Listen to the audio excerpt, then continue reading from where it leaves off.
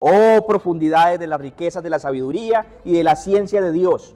Cuán insondables son sus juicios e inescrutables sus caminos. Mateo capítulo 13, verso 33 al 35. Otra parábola les dijo: el reino de los cielos es semejante a la levadura que tomó una mujer y escondió en 3 medidas de harina, hasta que todo fue leudado. Todo esto habló Jesús por parábolas a la gente, y sin parábolas no les hablaba, para que se cumpliese lo dicho por el profeta cuando dijo: abriré en parábolas mi boca, declararé cosas escondidas desde la fundación del mundo. El reino de los cielos es el proyecto de Dios, y nosotros lo venimos estudiando a partir del comienzo del ministerio público del Señor Jesucristo, cuando Él empezó a decir: arrepentidos porque el reino de los cielos se ha acercado. Y a medida que fue avanzando su ministerio, enseñó cosas muy importantes para nosotros acerca del reino de los cielos. Pues Él, siendo el Rey del cielo y siendo Dios, Él conocía ese reino, pero Él lo explicaba, era para nosotros, para que nosotros entendiéramos hacia dónde íbamos. Y es lo que hacemos aquí hoy. Enseñó el requisito fundamental para poder ver ese maravilloso reino. El requisito para entrar al reino es el nuevo nacimiento. Y estudiamos aquí ese nuevo nacimiento, que consiste en un nacimiento espiritual, en una conversación con aquel judío Nicodemo. También luego vimos cómo el Señor empezó a explicar los misterios de ese reino a través de parábolas, que hablan explícitamente del reino de Dios, y nosotros vamos con esa parábola, con el propósito de dar a conocer el reino a los creyentes. Entonces nosotros nos ponemos en esa tarea de escudriñar esas parábolas. Bueno, la primera de esas parábolas que nosotros vimos aquí, que hablan del reino, fue la del sembrador. Salió a sembrar. Cristo, la parábola del sembrador. En esa parábola vimos que Cristo es el Rey eterno, pero también vimos que Él es el sembrador, y que lo que Él sembró fue ese mensaje o esa palabra en cada uno de nuestros corazones. Vimos que sembró esa semilla en 4 terrenos, que la sembró junto al camino y no produjo nada, junto a pedregales y no produjo nada, entre espinos y no produjo nada, y también lo sembró en buena tierra. Vimos que esa buena tierra es el corazón del creyente, el que oye la palabra y la entiende y produce fruto para el reino al 30 por 1, al 60 por 1 y al 100 por 1. Vimos otra parábola después de esta, que también nos habla del trigo y la cizaña, que también Él es el sembrador del reino, Él es el que sembró en la buena semilla, y el malo fue el que sembró la cizaña, y que esa semilla Él la sembró en su campo, y que el enemigo sembró en el campo de Dios aquella cizaña. Estudiamos la parábola del grano de mostaza, la semilla más pequeña dentro del huerto, pero el árbol que más crece también dentro del huerto. Y vimos a través de estas 3 parábolas cómo el Señor quiere hablarnos o hacer un énfasis especial de estas parábolas para enseñarnos cómo Él mismo se sembró en los corazones de cada uno de nosotros. Él fue el que se sembró en los corazones de cada uno de nosotros, que esa semilla que Él estaba sembrando, que es la palabra, que es el verbo encarnado, porque Cristo es el verbo que se hizo carne, pero luego Él, por medio de la palabra, se sembró en cada uno de nosotros. Entonces este verbo encarnado es Cristo mismo viviendo en cada uno de nosotros. Por eso decía Pablo: ya no vivo yo, mas vive Cristo en mí. Hoy veremos entonces otro retrato del reino a través de otra parábola, un retrato espiritual, que nos revela más detalles del reino de Dios a través de esta corta parábola que acabamos de leer, con la cual cierra el escritor, el autor, este primer ciclo de parábolas del reino, para empezar otro enseguida. ¿Cómo lo hemos titulado? El misterio de la levadura dentro del reino de Dios, un retrato del reino. ¿Por qué un retrato del reino? Porque el Señor en esas parábolas empieza con una frase diciendo: el reino de los cielos es semejante a. Entonces Él quiere mostrarnos el reino, pero en términos espirituales, porque tomarle un retrato físicamente a algo que es espiritual no es posible, pero el Señor tenía la manera correcta de tener un retrato para nosotros, y es un retrato hablado o un retrato escrito, como lo veíamos. Vamos a ver 2 aspectos de nuestro pasaje. Veremos la levadura en el reino y veremos los misterios escondidos acerca de la levadura en el reino.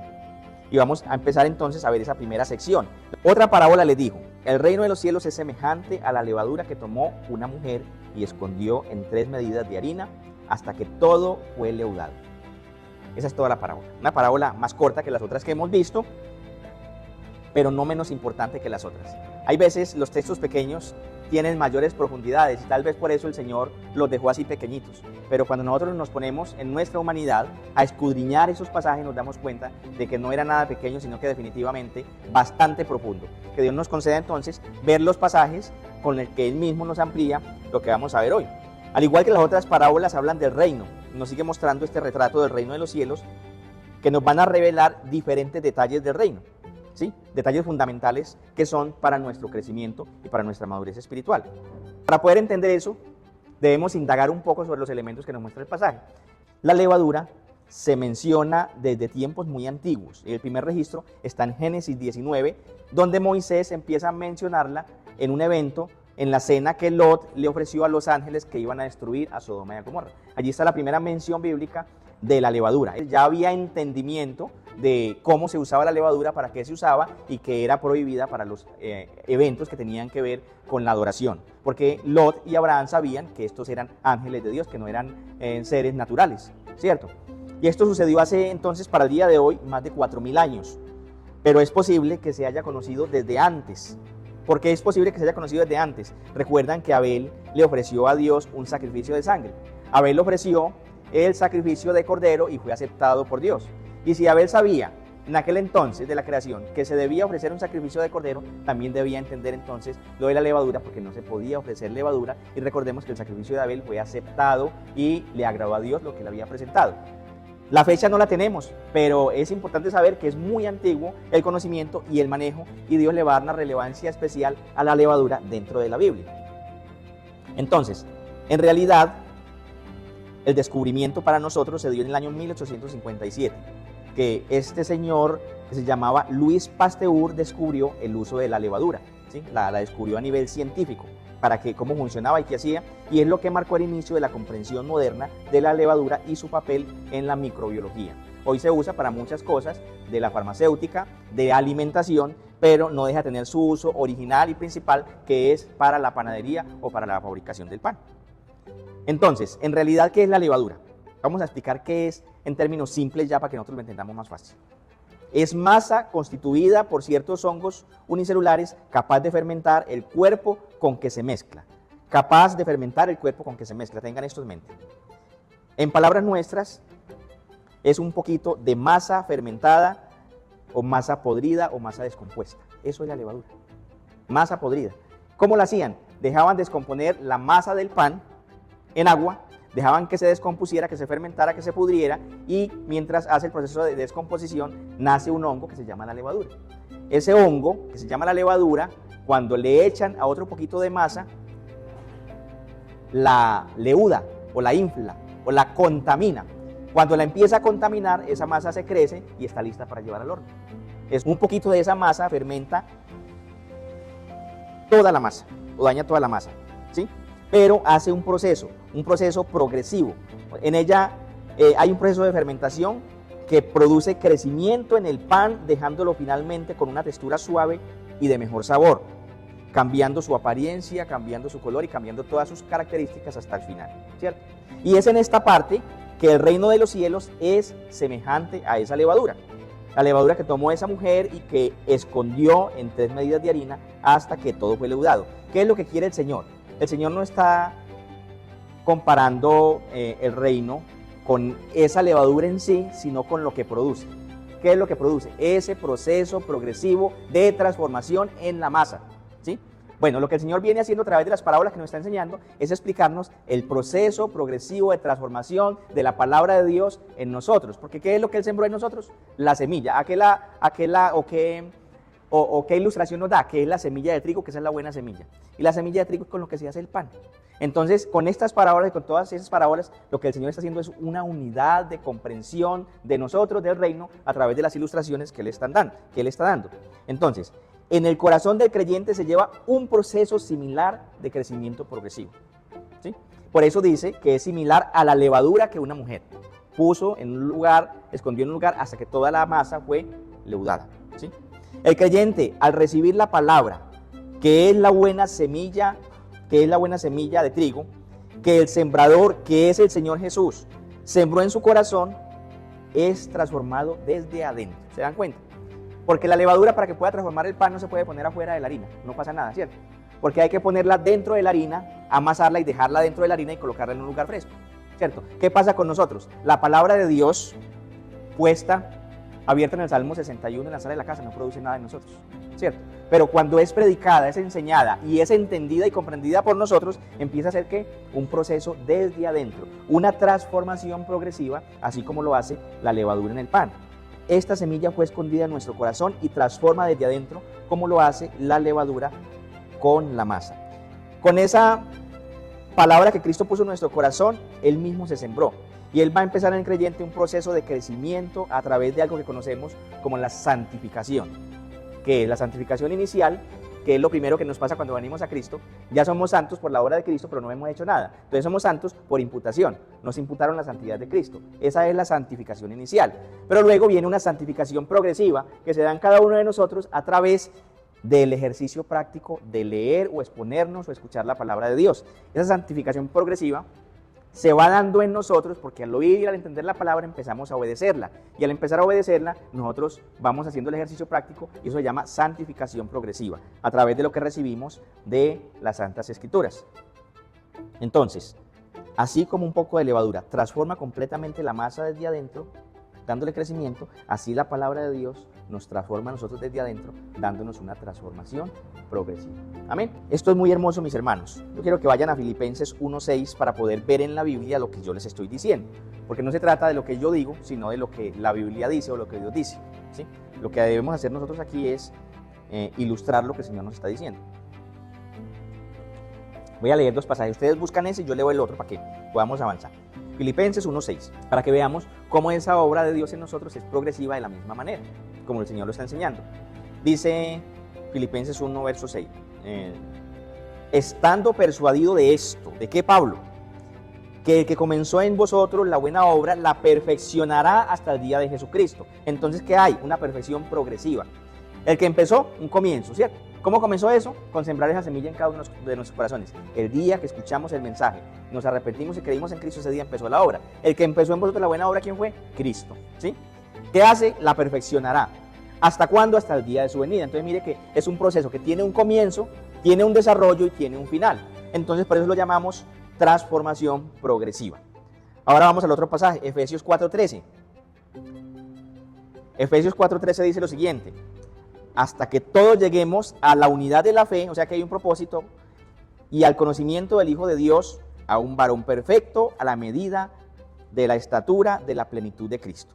Lo mismo, crecimiento progresivo. Entonces, hay un proceso muy especial dado por Dios de crecimiento y de transformación en cada creyente. O sea que el creyente no es creyente solamente el día que se arrepintió y creyó en Cristo. Él es creyente por eso, por haberse arrepentido y haber creído en Cristo. Pero inicia un proceso. Es como si hubiéramos entrado a la universidad y ser preparados para recibir un cartón. Bueno, entramos al inicio del camino, estamos siendo preparados para recibir el reino eterno como herencia. Porque como somos herederos y coherederos juntamente con Cristo, nosotros vamos hacia allá. Venimos de allí, vamos en el proceso y vamos hacia allá. ¿Hacia dónde? Hacia el reino eterno. Por eso esto es un camino de preparación. La vida del creyente tiene un desarrollo. Las pruebas, todo eso que pasamos esta semana, cada uno de ustedes, lo que vivimos aquí en la iglesia, hace parte de ese proceso, de ese desarrollo que Dios nos ha puesto a vivir, nos ha permitido vivir para nuestra formación. Unos lo llaman pruebas de fe.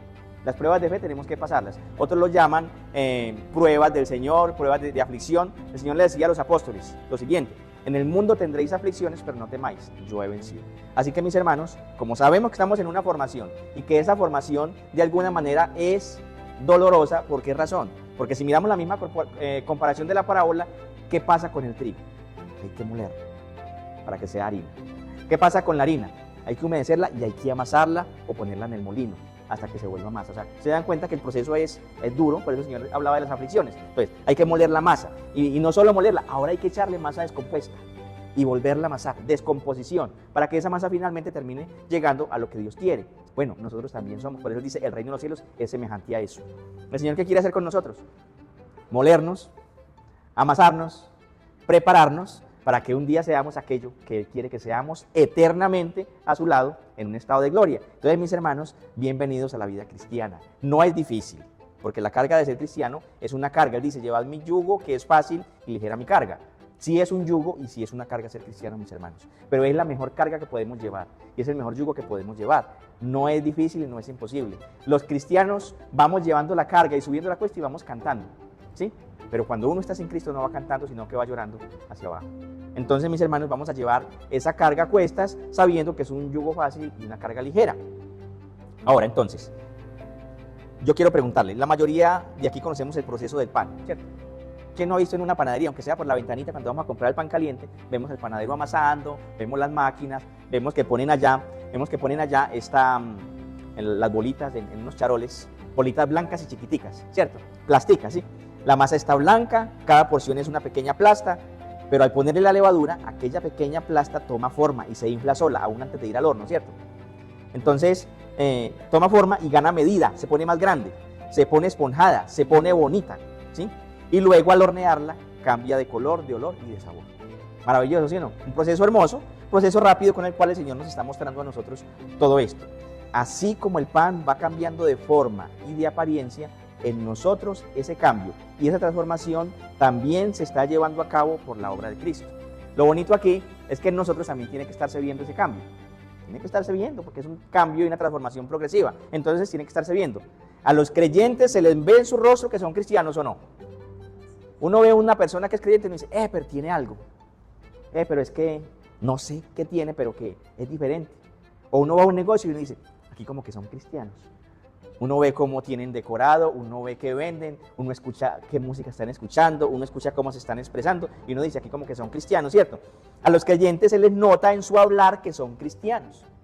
Es algo evidente, la transformación progresiva, ¿sí? Lo mismo que está pasando con el pan, se les nota que está creciendo, ¿cierto? El pan que ponemos allá.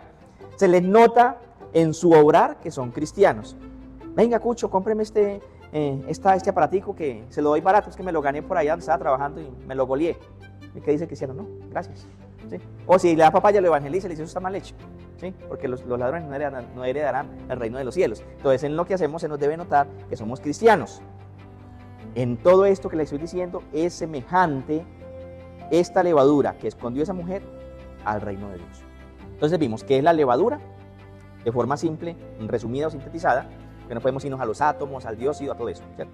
Vimos el crecimiento que produce en la masa. Vimos cómo la semilla que Cristo sembró produce una transformación en los creyentes, que somos los hijos del reino. Vamos a leerlo de nuevo. Todo esto habló Jesús por parábolas a la gente y sin parábolas no les hablaba. ¿Qué quiere decir? Que a la gente, a la multitud, no les hablaba sino por parábolas. A los apóstoles les explicaba las parábolas o les hablaba de una forma diferente. ¿Por qué? Porque ellos convivían con el Señor Jesús. Pasaban con Él muchas horas del día. Y ellos peleaban, discutían entre ellos, hablaban entre ellos, el Señor los instruía, porque el Señor con ellos estaba haciendo una tarea específica, una tarea especial formándolos para que ellos fueran los pioneros o las primeras columnas de lo que se conoce como el mensaje del reino. Ellos escribirían el canon bíblico del Nuevo Testamento y ellos predicarían en la iglesia del primer siglo todo el mensaje del reino. Entonces el Señor a ellos les estaba declarando más masticadito, para que se cumpliese lo dicho por el profeta, cuando dijo, abriré en parábolas mi boca, declararé cosas escondidas desde la fundación del mundo. Nosotros entonces vamos a meditar en esta conclusión final del autor a este ciclo de parábolas y vamos a ver qué está diciéndonos. En el verso 35 dice, para que se cumpliese lo dicho por el profeta cuando dijo. Y este es el cumplimiento de la profecía o es un evento profético cumplido. ¿Qué pasa con esto? ¿Qué está citando? El autor aquí está citando una profecía bíblica del Antiguo Testamento del Salmo 78, el versículo 2 del Salmo 78, que lo voy a leer para ustedes. Abriré mi boca en proverbios, hablaré cosas escondidas desde tiempos antiguos. Una profecía que se está anunciando anticipadamente, que se está anunciando antes de que se cumpla. Es una profecía cumplida y el cumplimiento de las profecías tienen algo muy especial en el desarrollo histórico del plan de Dios. Escuchen esto, las profecías cumplidas tienen algo muy especial en el desarrollo histórico y progresivo del plan de Dios, que son las credenciales que certifican la veracidad de las mismas escrituras y certifican la fidelidad de Dios. ¿Qué quiere decir esto? Si yo le digo a usted, completamente seguro que va a pasar esto ahora, usted va a empezar a confiar en lo que yo le digo, ¿sí? Pero cuando no se cumple, entonces sería un falso profeta, pero con Dios no pasa así. Dios anunció proféticamente y anticipadamente todos los eventos y cuando pasan, ¿qué hacemos los creyentes? Gloria a Dios. Amén. Porque Dios es fiel, sea Dios veraz, todo hombre mentiroso. Dios promete y cumple porque su fidelidad es eterna y porque Él es inmutable, ¿sí? Entonces, eso pasó con esta profecía. ¿Qué hace esa profecía cumpliéndose allí? Certifica, ¿sí? Esto fue 1000 años antes de Cristo aproximadamente. Estamos hablando de 1000 años y cómo el autor alcanza a ver lo que estaba pasando y a escribirlo para nosotros. Dice, esto que está pasando aquí es el cumplimiento que fue dicho por Asaf hace casi 1000 años, o un poquito más de 1000 años. Bueno, en el caso de él, 1000 años, pero en el caso de nosotros estamos hablando de 3000 años, aquí hoy, ¿cierto? Porque de Cristo aquí estamos en más o menos aproximadamente 2000 años. El año 0 se cuenta desde el nacimiento de Cristo, entonces estamos en casi 2000 años. Pero para él eran 1000 años que habían transcurrido atrás mientras él puede ver la profecía. Nosotros hoy tenemos el privilegio de 3000 años ver esa misma profecía y meditar en ella hoy. Entonces, mis hermanos, es un privilegio. Por eso tengamos la atención puesta en lo que Dios nos está diciendo a través de su palabra. Entonces él dice, abriré en parábolas mi boca, declararé cosas escondidas desde la fundación del mundo. Y al descubrir estos misterios escondidos podemos nosotros crecer y madurar. Pero aquí hay algo muy importante, cosas escondidas. ¿Qué quiere decir? Que en lo que está diciendo Jesús a través de esas parábolas hay que descubrir algunas cosas, hay que descubrir algunos misterios. Y para eso está la predicación pública, porque él deja las parábolas escritas, los apóstoles sintetizaron algunas, pero no están explicadas. Solamente en las que hemos visto hay 2 parábolas explicadas, pero esta nos corresponde explicarla a la luz de las 2 explicaciones del Señor Jesús y a la luz de todas las Escrituras. Y es lo que estamos haciendo nosotros hoy. Pero ahora vamos a entrarnos con esa levadura a las Escrituras, porque es que en las Escrituras se habla mucho de la levadura. Si usted busca la levadura desde el Antiguo Testamento hasta a lo ancho y largo de toda la Biblia, usted va a ver una línea progresiva donde pan sin levadura, pan con levadura, la levadura de los fariseos, la levadura de los saduceos, la levadura de Herodes. Entonces nosotros tenemos que entrar a las Escrituras a ver qué más nos está diciendo el Señor. Acuérdense que el texto está diciendo que Él vino a revelar, abriendo su boca, a revelar cosas escondidas del pasaje, cosas escondidas, ¿cierto? Entonces nosotros vamos a ver esas cosas escondidas que hay en el pasaje y que Cristo guardó y escondió especialmente para nosotros hoy. En algunas partes tal vez estén hablando de esta parábola hoy, otras veces de otras porciones, pero hoy a nosotros nos correspondió este privilegio de esta parábola y vamos a escudriñarla, ¿cierto? Vamos para eso a ver 2 pasajes. Vayan por favor a Éxodo 12:15. ¿Qué vamos a ver aquí? Las implicaciones espirituales y bíblicas de la levadura. Porque no era tan simple, no era solamente para el pan. Aquí hay algo bien hermoso y bien profundo que nosotros vamos a tener que ver hoy por la gracia de Dios. Dice, 7 días comeréis panes sin levadura, y así el primer día haréis que no haya levadura en vuestras casas, porque cualquiera que comiere el leudado desde el primer día hasta el 7º será cortado de Israel. Aquí nos está mostrando, por otro lado, la gravedad que hay, la seriedad que hay en lo que está representando espiritualmente la levadura en la Biblia. O sea, no es tan simple, no es solamente para leudar el pan. La levadura representa algo espiritual bastante fuerte. Y el Señor está diciendo, por eso que representa la levadura, no quiero ver levadura en las fiestas solemnes, en las fiestas ceremoniales, ¿sí? Estas fiestas es lo que el Señor había mandado a través de Moisés, que el pueblo celebrara como fiestas a Jehová, como fiestas solemnes para Dios. Y en esas fiestas solemnes no podía haber presencia de la levadura. Entonces aquí estamos notando profundas implicaciones espirituales en cuanto a la levadura en el contexto ceremonial judío. Éxodo 13:7, ahí adelantico, del que buscaron, para reforzar lo que venimos diciendo. Y vamos a reforzar un poquito eso para luego explicarlo, ¿cierto? Pero los 7 días se comerán los panes sin levadura y no se verá contigo nada leudado, ni levadura en todo tu territorio. ¿Por qué el Señor demandaba esto? ¿Recuerdan el proceso que les dije cómo se hacía la levadura en aquellos días? La levadura en aquellos días se hacía, cogían un pedazo de masa, lo dejaban en un recipiente hasta que se descompusiera. Pero ese pedazo de masa había que echarle masa limpia al otro día. Y apenas duplicara el tamaño había que sacar, botar y echarle otro pedazo de masa limpia. Y apenas duplicara su tamaño, sacar, botar y echarle otro pedazo de masa limpia. ¿Qué quiere decir eso? Que en los hogares donde se hacía pan, que era tradición en la cultura de aquel tiempo, había mucha levadura regada por toda parte. O sea, estaba toda la casa untada de levadura. Y por eso Dios dice que había que deshacerse antes de la fiesta de los panes sin levadura, o antes de la fiesta de la Pascua, había que deshacerse de toda la levadura que había en todo el territorio. ¿Qué pasa con la levadura? ¿Cómo se deshace de ella?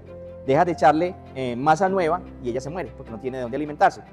Entonces en la cultura judía lo que hacían era dejar de alimentarla, lavarla que ya estaba muerta y sacarla, y ya que no hubiera levadura. Y cuando iban a volver a hacer levadura, cogían otra porción de pan y la dejaban envinagrar y fermentar y se volvía a hacer la levadura. Pero el Señor, para esos tiempos de fiesta, no quería ver levadura dentro del pueblo, porque acuérdense de lo que representaba aquel pueblo.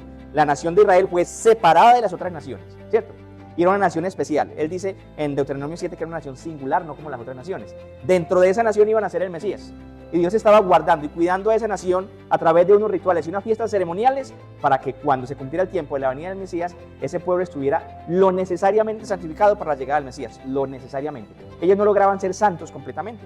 Recibían muchos juicios de parte de Dios a causa de sus rebeliones, pero Dios conservaba dentro de ellos un remanente santo y obediente hasta que viniera el Mesías que iba a nacer en medio de ellos, que iba a ser la solución para el resto de creyentes de toda la tierra. Volviendo aquí entonces, ¿qué representaba la levadura en tiempos en términos espirituales? Representa algo más profundo que tiene que ver con la maldad. Vamos a verlo por aquí un poquito. Vamos a entrar en esos pasajes con la maldad y con la depravación del hombre, con el pecado, con la degradación del corazón del ser humano delante de Dios. Vamos a ir entrando ahí. Vamos a ir a Lucas 12:1, por favor. Lucas 12:1, busquen en sus Biblias.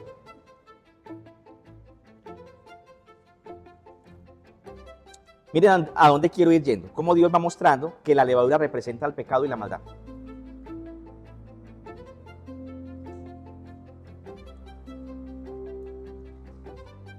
¿Qué dice Lucas 12:1? Dice, en esto, juntándose por millares en la multitud, tanto que unos a otros se atropellaban, comenzó a decir a sus discípulos primeramente, Jesús, ¿qué comenzó a decirles?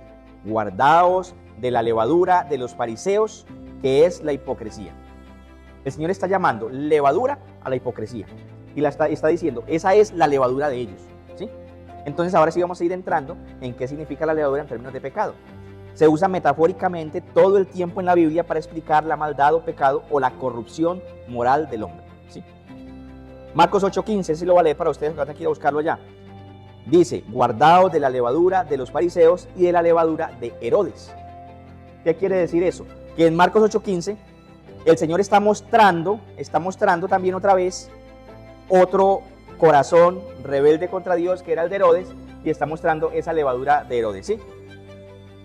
Entonces, ¿qué vemos aquí? Mateo 23:13. En adelante, que voy a leer unos pasajes y no los voy a hacer buscar, sino que los voy a ir leyendo yo. ¿Por qué? Porque el Señor, ¿qué dice que es la levadura en los fariseos? La hipocresía, ¿cierto? Detrás de esa hipocresía hay un montón de corrupción, de maldades y de pecados que el Señor va a confrontar de los fariseos, ¿cierto? Detrás de esa maldad y detrás de esa hipocresía. Y ahí vamos a ver entonces qué es la levadura en las condiciones de la condición del hombre, la condición de maldad del hombre. Mateo 23:13. Si quieren los apuntan, si quieren los van leyendo, son como 10 pasajitos, pero quiero leerlos corticos, así 10 versículos. Dice, mas hay de vosotros, escribas y fariseos, hipócritas, porque cerráis el reino de los cielos delante de los hombres, pues ni entráis vosotros, ni dejáis entrar a los que están entrando. ¿Qué es esto? La levadura de los fariseos, ¿sí? Mateo 23:14. Ay de vosotros, escribas y fariseos, hipócritas, porque devoráis las casas de las viudas, y como pretexto hacéis largas oraciones, por esto recibiréis mayor condenación. ¿Qué estamos viendo? La levadura de los fariseos. Mateo 23:15. Ay de vosotros, escribas y fariseos, hipócritas, porque porque recorréis mar y tierra para hacer un prosélito, y una vez hecho, le hacéis 2 veces más hijo del infierno que vosotros. O sea, ustedes son hijos del diablo, hipócritas. ¿Qué estamos viendo aquí? La levadura en el corazón de los fariseos. Mateo 23:23. Ay de vosotros, escribas y fariseos, hipócritas, viene de nuevo, porque diezmáis la menta y el eneldo y el comino, y dejáis lo más importante de la ley, la justicia, la misericordia y la fe. Esto era necesario hacer sin dejar de hacer lo otro. ¿Qué seguimos viendo? La levadura de los fariseos. Miren cuántas maldades, cuánta corrupción hay detrás de esto, que el Señor les decía a ellos, guardaos de la levadura de los fariseos y de los saduceos. Mateo 23:25, hay de vosotros fariseos y escribas y fariseos, hipócritas, porque limpiáis lo de fuera del vaso y lo del plato, pero por dentro estáis llenos de robo y de injusticia. ¿Qué es ese robo y esa injusticia? La levadura de los fariseos. 2 más. 23:27, Mateo 23:27. Hay de vosotros, escribas y fariseos, hipócritas, porque sois semejantes a sepulcros blanqueados, que por fuera, la verdad, se muestran hermosos, mas por dentro están llenos de huesos de muertos y de toda inmundicia. ¿Qué es eso? La levadura de los fariseos. Mateo 23:29, el último. Hay de vosotros, escribas y fariseos, hipócritas, porque edificáis los sepulcros de los profetas y adornáis los monumentos de los justos, y decís, si hubiéramos estado allí viviendo en los días de nuestros padres, no hubiéramos sido sus cómplices en la sangre de los profetas. eso es hipocresía, y toda esa maldad que hay detrás de esa hipocresía es que levadura. Entonces, en traducción, ¿qué es la levadura en términos espirituales? El pecado y la maldad, ¿sí?, del mundo. Esa es la levadura en términos espirituales. Ya salimos de la comparación que el Señor está haciendo en cuanto al crecimiento, ahora entramos en términos espirituales, ¿qué significa la levadura? Y vamos a ir ahí, porque aquí hay el misterio escondido del que nos está hablando el pasaje, está aquí revelado en la misma palabra. Detrás de sus enseñanzas estaba toda esa corrupción, mis hermanos, toda esa corrupción. Y esa es la levadura. Esto por poner solo unos ejemplos, porque el Señor realmente apunta toda su artillería contra la maldad de ellos. Él los desafía, de hecho por eso lo matan, ¿sí? Nosotros estamos apenas hablando un poquito de esa levadura, de esa corrupción que hay en los fariseos, porque el Señor va a ir directo al corazón todo el tiempo con ellos. Aproximadamente de la mitad de su ministerio público en adelante, que lo conocemos como la recta final, el Señor empieza a declararles y a desafiarlos y a mostrarles toda su maldad. ¿Qué hace el hombre malo cuando le descubren su maldad? Se vuelve más malo. Sí, el hombre impío, el hombre inconverso. Pero aquel que se va a arrepentir, se avergüenza, inclina su rostro y se arrepiente, ¿sí? Pero en el caso de esos fariseos no iba a ser así. Por eso decía, guardaos de la levadura de ellos, de esos fariseos, porque esa levadura de esos fariseos, ¿en qué va a terminar? ¿Lo recuerdan? En la muerte de Cristo, ¿sí? Esa levadura de los fariseos va a terminar en la crucifixión de Cristo. El Señor a ellos les decía, generación de víboras. ¿Qué significa eso? Hijos del diablo, hijos de Satanás. Hijos de Satanás, hijos de la serpiente. Lo mismo les decía Juan Bautista cuando estaba predicando, generación de víboras, ¿sí? ¿Por qué generación de víboras? Porque todo aquel que no se va a arrepentir nunca de sus pecados y que llega hasta su muerte sin recibir a Cristo es generación de víboras, es hijo del diablo, ¿cierto? Nosotros no sabemos para estar juzgando a cada persona a lo largo que lo vemos en el diario vivir. Nosotros predicamos el evangelio y el único que sabe y conoce los corazones es Dios. Pero Jesús los conocía y le podía decir a ellos, ustedes son hijos de vuestro padre el diablo, ¿cierto? Nosotros ahora, ¿qué hacemos? Predicamos el evangelio y de descubrir que son hijos de Dios, no son hijos de Dios, se lo dejamos al Espíritu Santo. Nosotros solamente predicamos el evangelio. Entonces, de aquí que los panes que se le presentaban a Dios en las fiestas ceremoniales tenían que ir sin levadura, por lo que la levadura representa, ¿cierto? Y por lo que representa a Dios, porque como Dios es santo en sí mismo, no requiere de levadura. Nosotros requeríamos de levadura, pero Él, que es santo en sí mismo, no requiere de levadura, y todo lo que tenga levadura será quemado por la gloria de Dios, ¿sí? Y ahí hay una diferencia muy grande que vamos a explicar enseguida. ¿Por qué razón? Porque el Señor permite la levadura para nosotros, pero no para Él, ni en su presencia. Para nosotros era necesaria por el proceso del crecimiento progresivo que se iba a dar en la vida práctica del creyente hasta el día que sea hecho varón perfecto a la estatura de Cristo, ¿cierto? Pero Cristo no, porque Cristo es la luz del cielo, Él es el pan sin levadura que descendió ¿de dónde? Del cielo. Y el que come ese pan tendrá vida eterna. Entonces va a haber una diferencia cuando Cristo se manifiesta. Las fiestas ceremoniales, ¿qué le ordenaba? Que no tuvieran levadura, apuntaban ¿hacia dónde? Hacia Cristo, ¿sí? Eran tipo y sombra de Cristo. Cuando Cristo viene, Él es el pan que descendió del cielo. Y ese pan va a hacer una obra diferente en nosotros a partir de que nos predica el evangelio, lo siembra en nuestros corazones, y esa vieja levadura ya no es necesaria para nosotros, sino el pan sin levadura que es Cristo. La transformación va a venir. Pero mientras estábamos de este lado, la levadura era necesaria y Dios la permitió. Escuche este misterio, muy importante. Vamos a ir entonces cómo Dios permite, porque Dios permite la levadura o la maldad en la tierra. Dios la permitió, porque si Dios no la quiere permitir y Él es soberano, si Él no la quiere permitir, pues no hay maldad en la tierra y listo, punto, se acabó. Porque Dios es Dios y Él tiene el control absoluto sobre todo, y Él gobierna sobre todos los principados y potestades que hay en todo el universo. Pero ¿por qué entró el pecado al mundo? Porque Dios no hace pecado, no comete pecado, pero permitió que entrara, ¿cierto? Entonces, cuando Eva pecó, Dios no impidió que Satanás entrara y pusiera esta levadura en el corazón de Eva. ¿Están notando eso? Dios no lo impidió. Satanás no entró al Edén, en una batalla con Dios y venció a Dios y entró al Edén. Satanás entró al Edén porque Dios se lo permitió, con el permiso de Dios. ¿Se acuerda cuando Jesús le decía a Pedro, Pedro, Satanás os ha pedido para zarandearos como a trigo y yo he orado al Padre que tu fe no falte? ¿Se acuerdan de la historia de Job? ¿Sí? Que los hijos de Dios fueron a dar reporte, a dar cuentas a Dios, dentro de los cuales también estaba Satanás. Y Satanás le pide permiso a Dios para tocar a Job.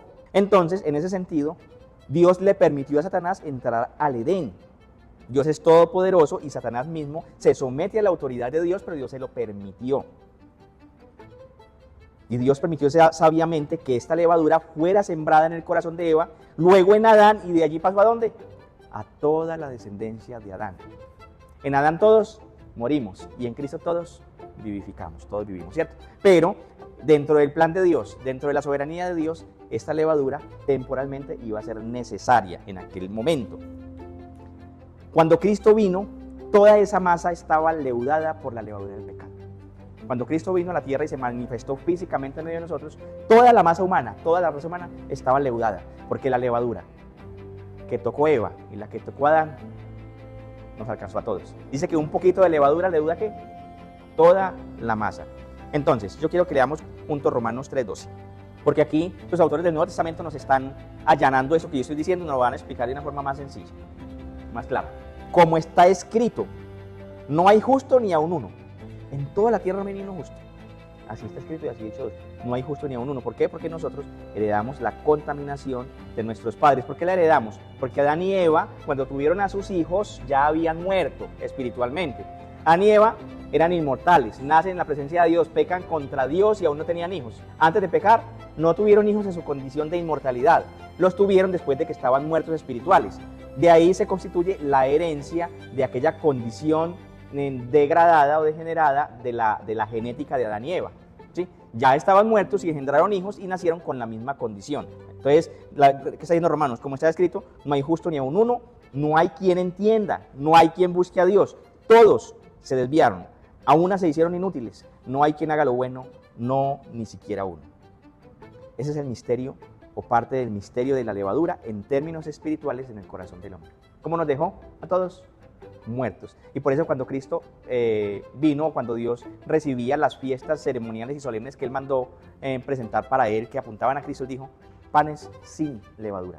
Significa que esa fiesta es una fiesta santa para Dios y significa que representan a Cristo, que son tipo y sombra de Cristo, y Cristo es un pan sin levadura. Romanos 11, 32 al 26. Miren ese misterio tan hermoso. Eso nos va a ayudar a entender eso. Porque Dios sujetó a todos en desobediencia para tener misericordia de todos. Tal vez no me entienda eso, pero ya me lo va a entender. Pablo está diciendo, porque Dios sujetó a todos, a toda la masa humana, después de Adán y Eva, en desobediencia, para tener misericordia de todos. ¿Y qué dice Pablo en el 33? Oh, profundidades de las riquezas de la sabiduría y de la ciencia de Dios. Cuán insondables son sus juicios e inescrutables sus caminos. Porque ¿quién entendió la mente del Señor? ¿O quién fue su consejero? ¿O quién le dio a él primero para que le fuese compensado? Porque de él y para él son todas las cosas. A él sea la gloria por los siglos de los siglos. Amén. Entonces, Dios soberanamente y sabiamente permitió la entrada de la contaminación del pecado, que es la levadura, que lo representa bien en la Biblia con la levadura, a la tierra. Y es para la formación del nuevo hombre que habitará eternamente el reino de Dios. Porque para tener misericordia de todos. Yo le explico una cosa, miren. Está diciendo que Dios lo sujetó a todos en desobediencia para tener misericordia. Porque si hay obediencia no hay que tener misericordia, ¿sí? O sea, si Adán obedece allá, primero no hay que tener misericordia porque él no ha desobedecido, ¿cierto? Y segundo, que no hay que hacer el proceso que se va a hacer de multiplicación de los hombres en la tierra para tener misericordia de toda esa masa humana, para sacar de ahí a los habitantes del reino. Porque los habitantes del reino van a tener o vamos a tener una condición especial, que tendremos vida eterna, pero no tendremos una vida eterna como la tenía Adán y Eva. Adán y Eva tenían una vida eterna sin conocer el bien y el mal, ¿cierto? Nosotros, al experimentar este proceso de leudación, tendremos vida eterna, pero conoceremos el bien y el mal, ¿sí? Y conociendo el bien y el mal, alcanzaremos una mayor estatura y estamos siendo hechos a la imagen de Cristo, el varón perfecto. Cuando alcancemos eso, entonces, porque el Señor sabiamente lo hizo de esta manera, entonces Él, teniendo misericordia de todos los que cayeron, desde Adán hasta el último, hasta el día del juicio, entonces va a redimir a un remanente y los va a pasar de las tinieblas a la luz. Y los va a pasar de la muerte a la vida eterna, ¿cierto? Entonces vamos a continuar para que entendamos esto. Esta levadura en términos espirituales produce algo misterioso en el creyente, que es lo que estamos viendo. Estamos revelando el misterio de esa levadura, ¿cierto? Más misterios revelados aquí en lo que sigue. Mire lo que pasa en el creyente que ha nacido de nuevo. Y esto es muy bonito. Como ya fuimos sujetados en desobediencia, Dios no la hizo por nosotros, pero permitió que el enemigo viniera y sembrara. ¿Se acuerdan de la parábola de la cizaña? Que él sembró buena semilla, pero el enemigo vino mientras el hombre dormía y sembró cizaña. Y luego, ¿qué dice el Señor? Porque le dicen sus servidores, Señor, arrancamos la cizaña. Y él dice, no, déjenos que crezcan juntos. Y el día de la siega, arrancamos primero la cizaña, la ponemos en el fuego y guardamos el trigo en el granero. Entonces algo estaba diciéndonos el Señor y algo está diciéndonos con esto. Gálatas 5:17, por favor. Porque el deseo de la carne es contra el espíritu, y el del espíritu es contra la carne, y estos se oponen entre sí para que no hagáis lo que queréis. ¿Qué pasa con eso? Que a partir de que nacen de nuevo, a partir de que vienen a Cristo, van a tener conflicto con el pecado, que no tenían antes. Antes no tenían, le daba igual, ¿sí? Se iba y se acostaba con la mujer del prójimo y venía contento a la casa, ¿sí o no? Si una persona que ha nacido de nuevo va y hace eso, no viene contento a la casa. Dice, ay Señor, ¿qué fue lo que hice? Entonces ven la diferencia, ese conflicto que está hablando el pasaje aquí, porque el deseo de la carne es contra el espíritu y el del espíritu contra la carne, y estos se oponen entre sí. Entonces termina habiendo ese conflicto ¿en quién? En la vida del creyente.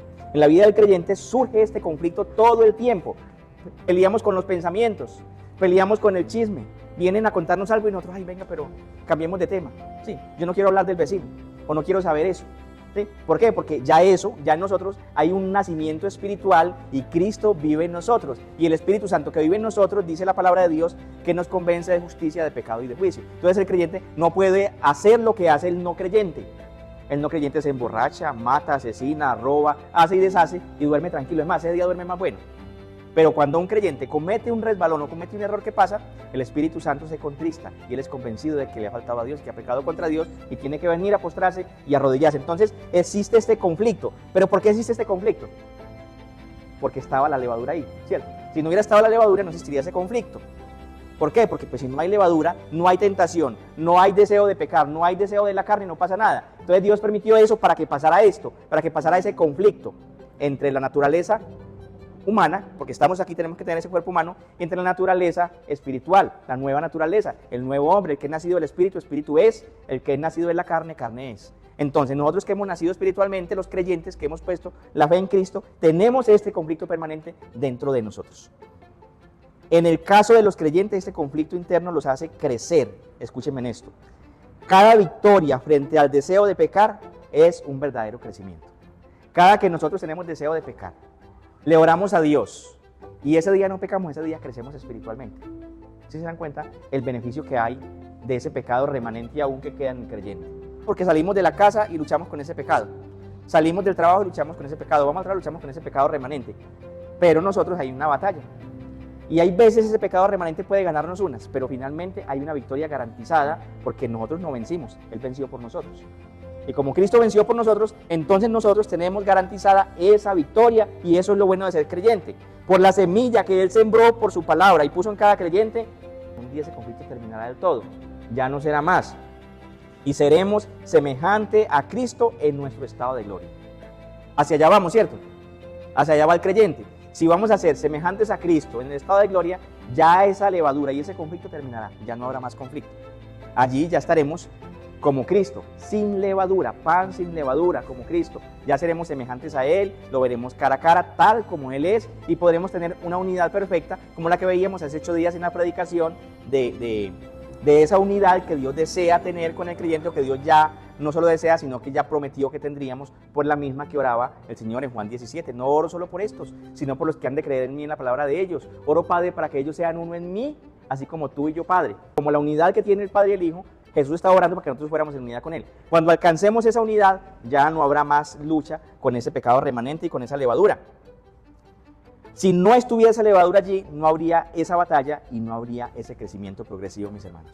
Por eso es que el Señor está comparando el crecimiento de ese pan a través de esa levadura con el reino de Dios. El reino de Dios, entonces, ¿en qué consiste? En que estamos en un proceso de crecimiento. El reino de los cielos está aquí en medio de nosotros. A ver, yo quiero que ustedes vean el reino de los cielos como Cristo lo está presentando. Cuando hablamos del reino de los cielos, nos imaginamos el trono de Dios y los ángeles, ¿cierto? Hermanos, eso no es así. El reino de los cielos es el reino y el dominio que Dios tiene sobre todo el universo. El reino de los cielos, ¿sí? Dios reina sobre la tierra y Dios controla, simplemente que permite la entrada de la maldad por un tiempo en la tierra para usarla como instrumento suyo, ¿sí?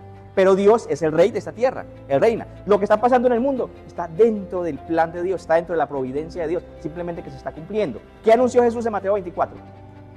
En mi nombre vendrán falsos profetas, vendrán guerras, hambres, nación contra nación, reino contra reino, pueblo contra pueblo, y esto será principio de dolores. Señor, y tú no puedes quitar eso. Le dice, no, es necesario que todo esto acontezca, ¿sí? Él lo que les dice es eso. Mire, No se turbe vuestro corazón ni tenga miedo, porque es necesario que todo esto acontezca. ¿Por qué es necesario? Porque es parte de la formación de nosotros los creyentes, y eso va a probar nuestra fe, va a afirmar nuestra fe, y tendremos los ojos puestos en Cristo, autor y consumador de la fe. Solo en Él, pase lo que pase. Que si hoy nos parte un rayo, si hoy nos cae un misil, o hoy nos cae una bomba nuclear, estamos tranquilos. El Señor ya lo había dicho. El Señor ya lo había anunciado anticipadamente. Entonces, si no estuviera esa levadura que el Señor permitió, no habría esta batalla entre el cuerpo espiritual y la carne, y no habría ese crecimiento. Entonces, ¿qué está pasando con nosotros? A medida que experimentamos esas pruebas o esa tentación del pecado, crecemos. El creyente crece. El impío no crece. Al fin y al cabo, pues está muerto. No pasa nada. ¿Cierto? Por eso hay veces que pareciera que uno se aterra. Vemos cómo los impíos prosperan. Eso está en un salmo de Asaf, el Salmo 73. Que él se siente angustiado y enojado con Dios. Dice, Señor, pero ¿por qué los impíos prosperan? O sea, no tienen remordimiento. Matan, roban, violan, no tienen remordimiento de nada. Y aparte de eso, están gordos y tienen dinero suficiente lo que necesitan para gastar.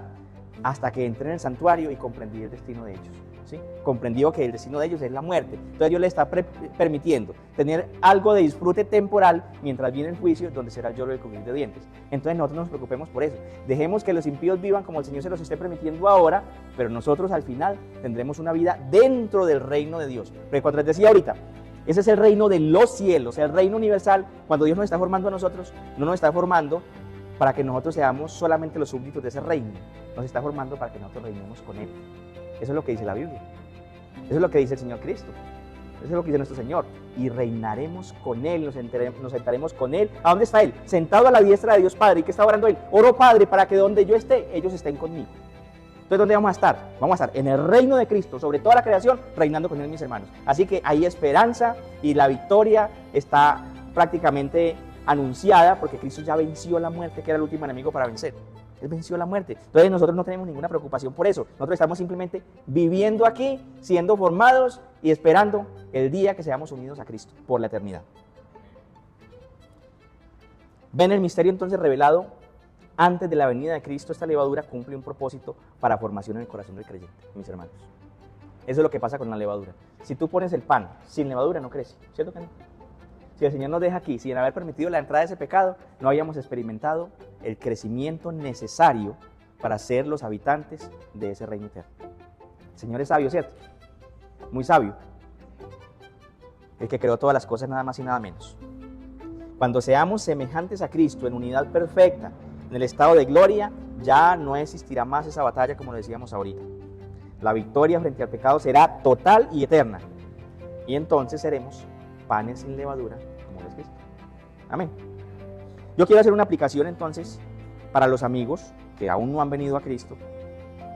Queremos decirle, ven a Cristo hoy para que hagas parte de ese reino espiritual, para que hagas parte de ese reino eterno. Sin hacer parte de ese reino eterno, ni hay esperanza, ni hay más vida después de la muerte para el que no cree en Cristo. Aquí se termina todo. Puede ser en 3 días, puede ser en 8 días, puede ser en 15 días, puede ser en 1 año o 2 años. Es más, pero le aseguro algo, no vas a pasar de 100 años. ¿Sí? Entonces, la muerte eterna para los que no están en Cristo está muy cerquita. ¿Sí? La vida eterna para los que están en Cristo no tiene fin. Ya está garantizada por la obra de Cristo. Porque Él dice, el que viene a mí yo no le echo fuera. ¿Sí? Aquel que ya ha venido a Cristo tiene garantizada la vida eterna. Y garantizada no desde el día que se muera, está garantizada desde ya, desde el día que creímos en Él. Entonces la invitación para el que no ha creído a Cristo es que venga a Cristo y tendrás la victoria que Cristo tuvo. O también la que Él nos dio. Él tuvo la victoria y nos dio esa victoria a nosotros. Porque somos herederos y coherederos juntamente con Cristo. ¿Herederos de qué? Del reino. Para los creyentes, quiero terminar con un versículo bíblico solamente. Estando persuadidos de esto, que el que comenzó en nosotros la buena obra, la perfeccionará hasta el día de Jesucristo. Amén.